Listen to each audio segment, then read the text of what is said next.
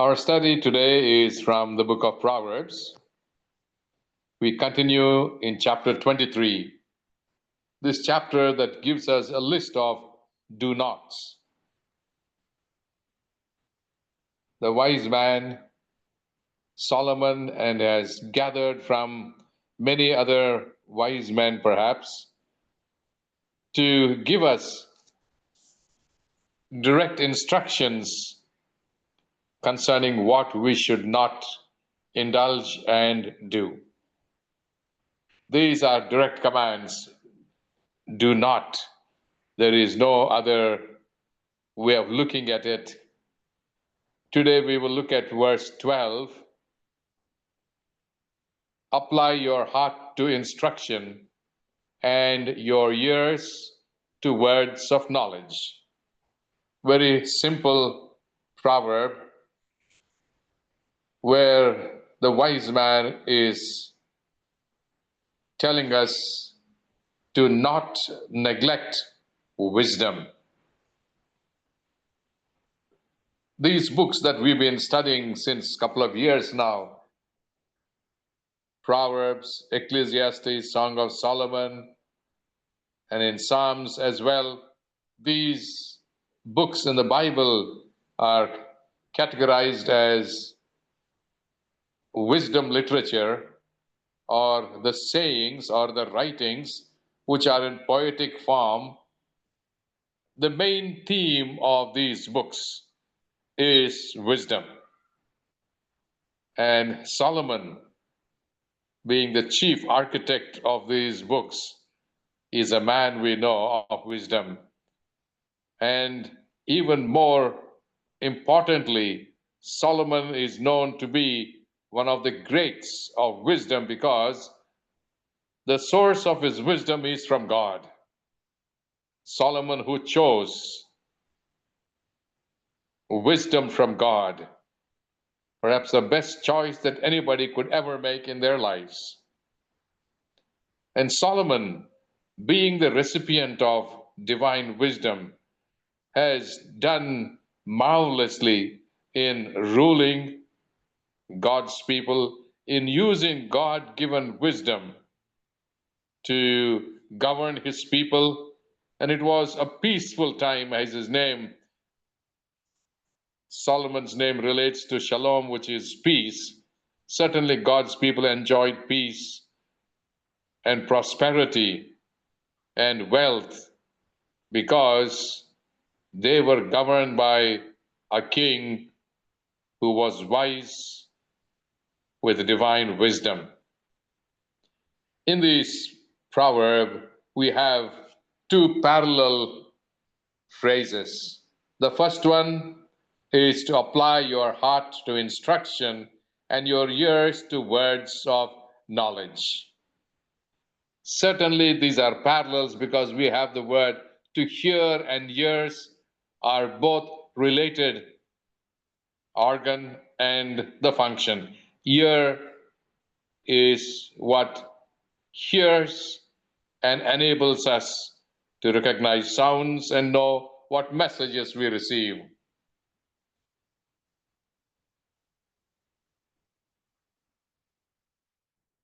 And the heart is used in the first phrase, where heart is metaphorically used as the center or the seat of wisdom, though the heart is in no way related to thinking processes. While it is the mind, the heart is used to especially deal with emotional relation, response, understanding, all which are used with the heart. And so, of course, we know it is a function of the mind. But we are called to hear the words of knowledge, wisdom, and to apply this in our hearts to the instructions that we receive. We receive knowledge by hearing instructions. These senses that God has given us are the sources to discern communication that we are receiving through the eyes, through the ears, through the nose, through the tongue and the skin. These sense organs are receptors that help us to gain information that we receive. And this information gives us instructions. It is teaching us. So here we have two aspects. One is the receiving of information, receiving instructions, receiving stimuli, the reception part. And if you want to receive, you have to be sensitive to what we receive. Thus, what we receive as words of instruction and through other means that teach us, if you want this to have any lasting good in our lives, we need to not only passively receive this. Passive would mean that when you receive, it is stored in our mind. But a passive reception of instruction is not good enough. It is not enough to keep it in store and maybe thinking, well, when I need, I will use. That is when the passive reception of knowledge, instruction that we receive should become active.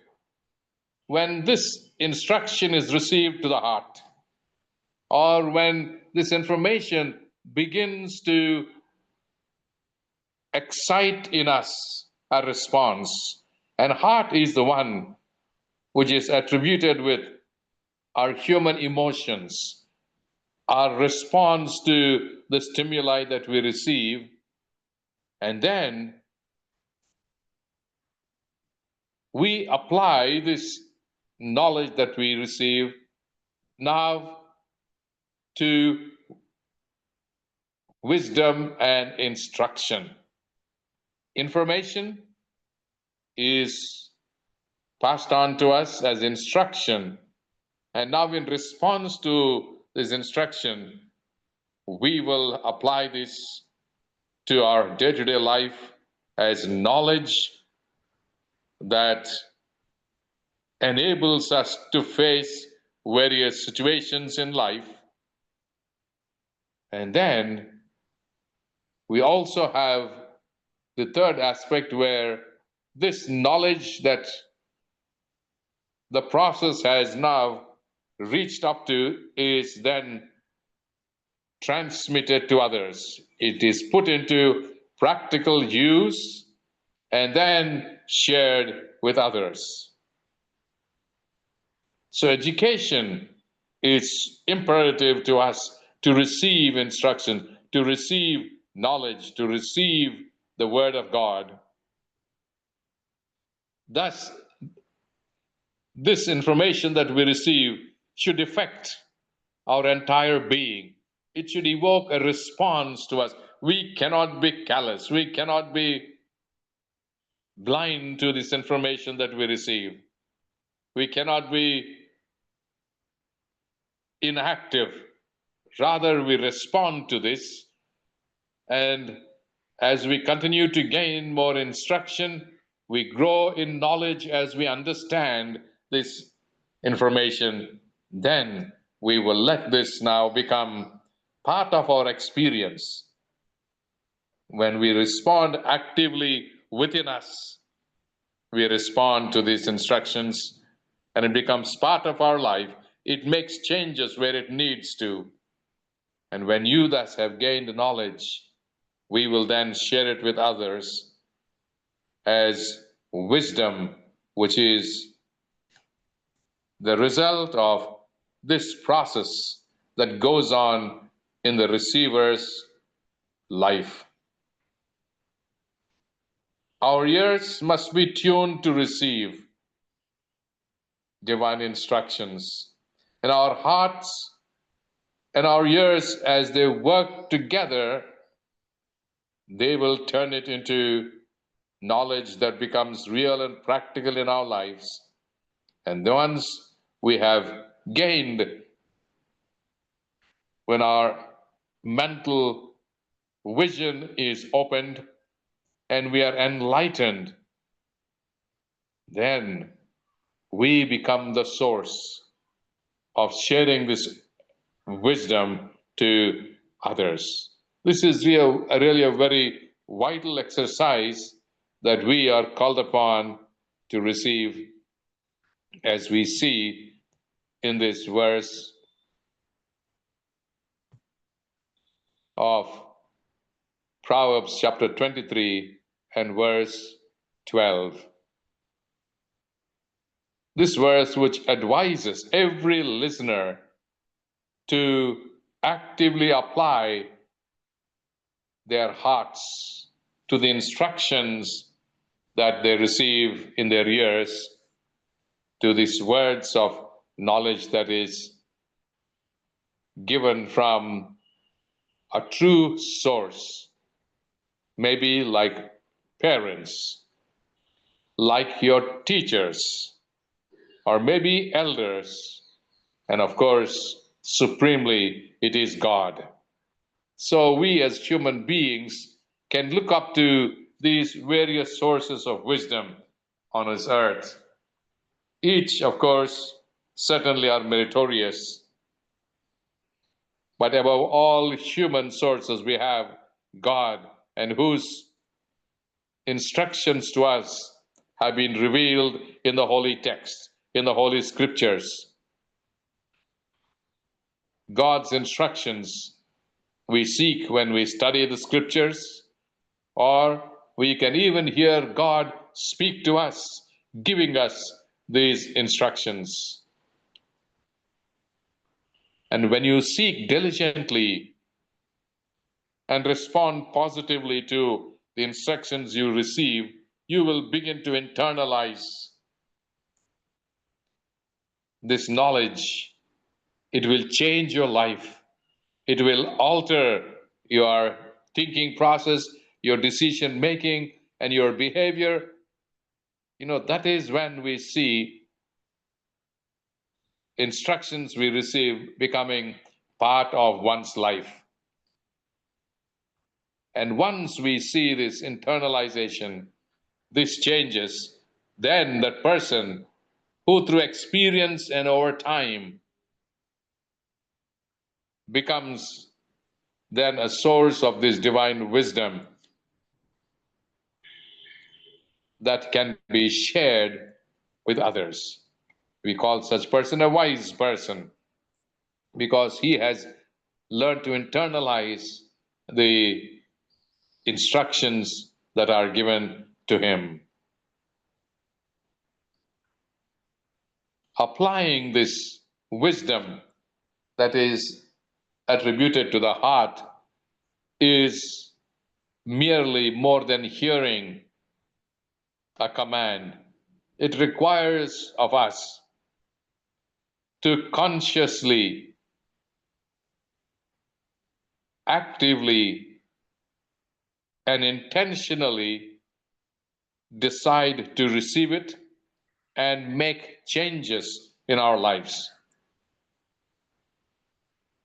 Internalizing it is so important. You can bring your entire being into this process of learning. Learning is not only what happens in the mind. Learning is when the information that we receive from a source now combines with the active participation in the body, leading us in this process of learning, which brings about discipline and correction in our lives.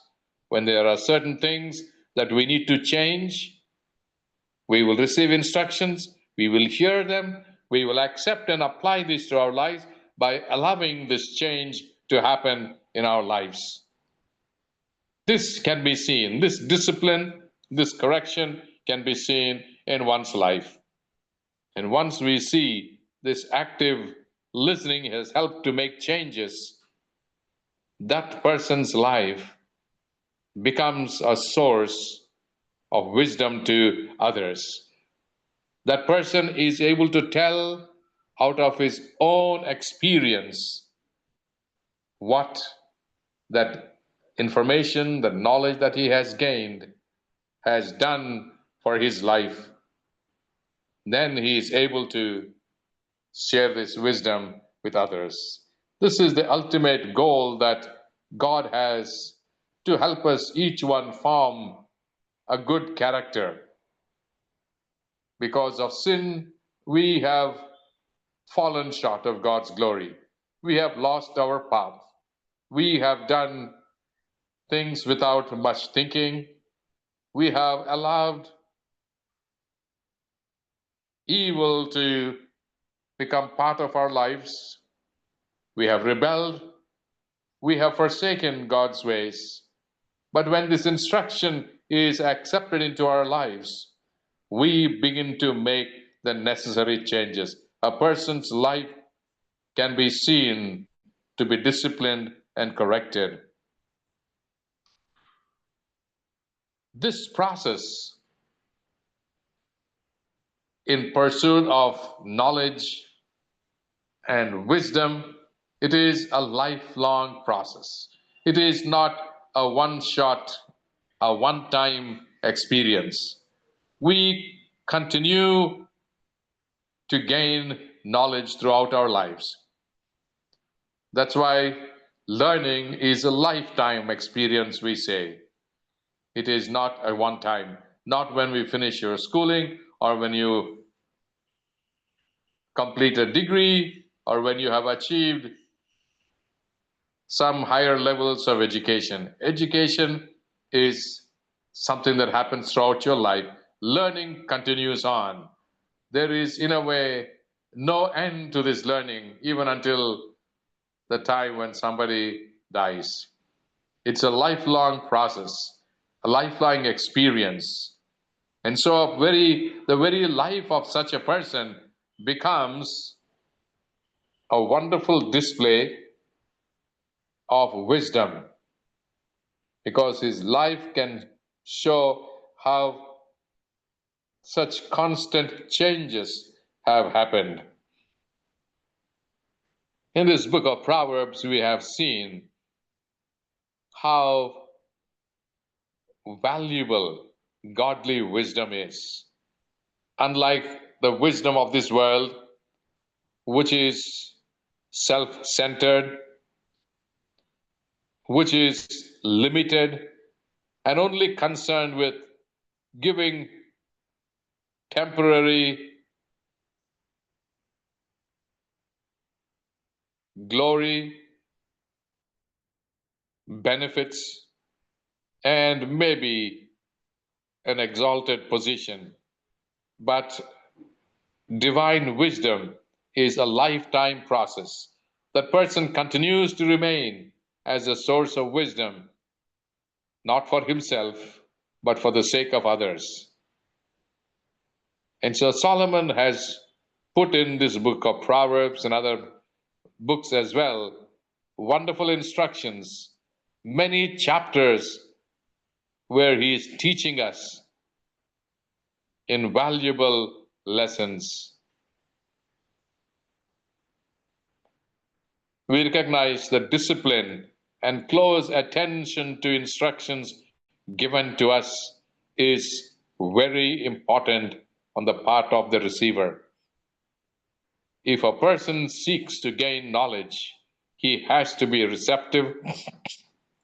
He has to be in close attention and discipline, so that learning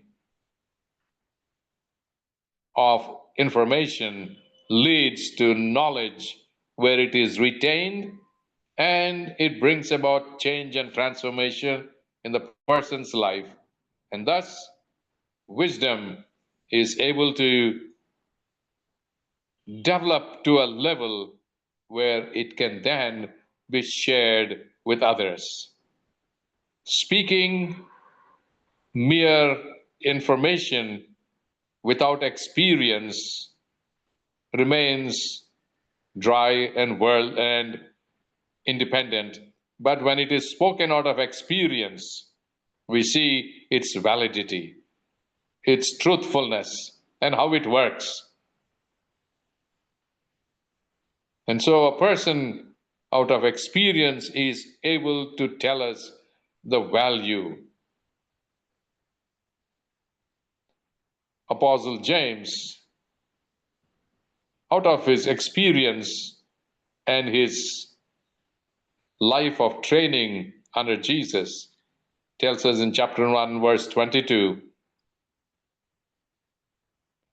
James chapter 1 and verse 22, but be doers of the word and not hearers only, deceiving yourself.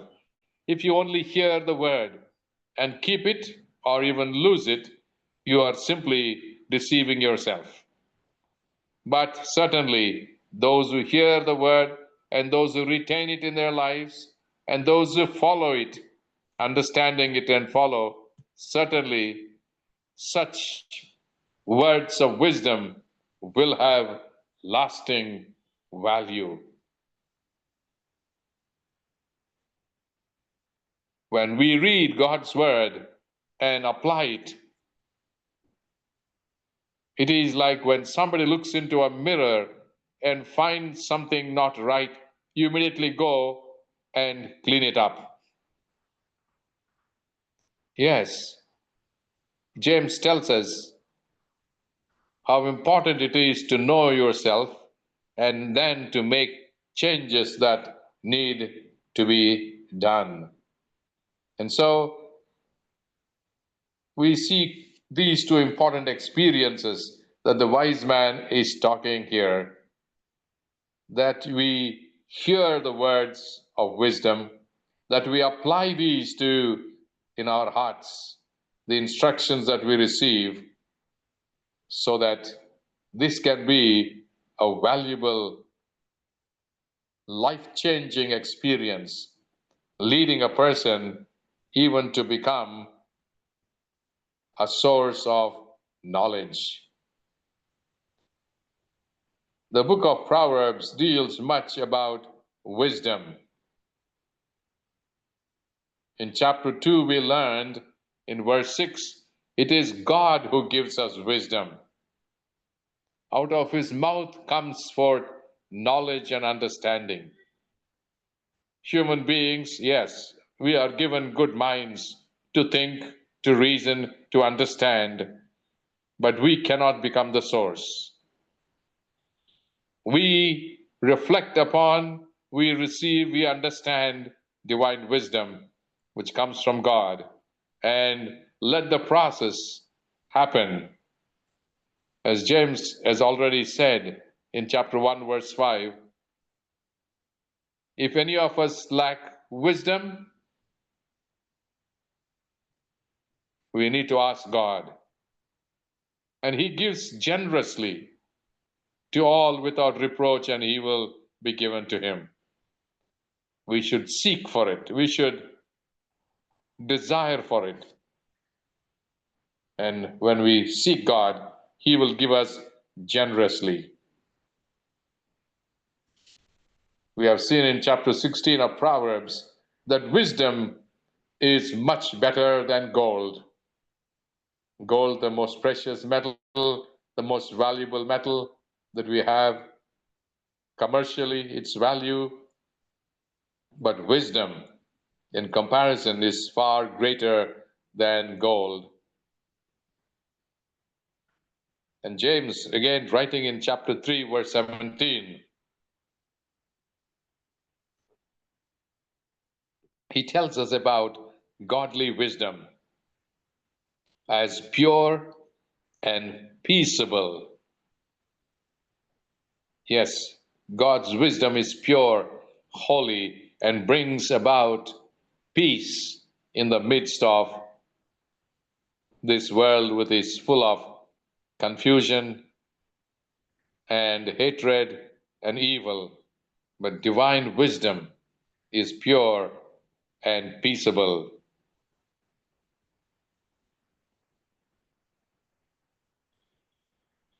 In chapter 3, verse 17, but the wisdom that is from above is pure first, then peaceable, gentle, willing to yield, full of mercy and good fruits, without partiality and without hypocrisy. Can you see how we can distinguish this divine wisdom? It is pure, it is undefiled, there is no blemish in it, and it is peaceable. It works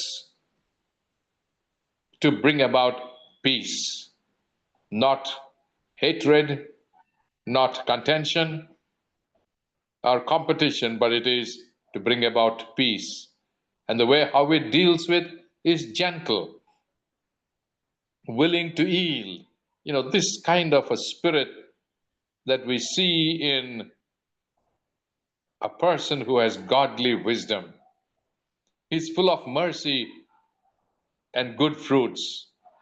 And it is not accidental. These don't happen overnight, but over a period of time. And they do this without partiality and without hypocrisy. But people who simply speak are simply hypocrites, for they show nothing in their lives of what they speak. So, words of wisdom are spoken without partiality. These are not intended but applicable to all people and spoken without hypocrisy. In Proverbs chapter 1, verse 7, we heard, the fear of the Lord is the beginning of wisdom, but fools despise wisdom and instructions.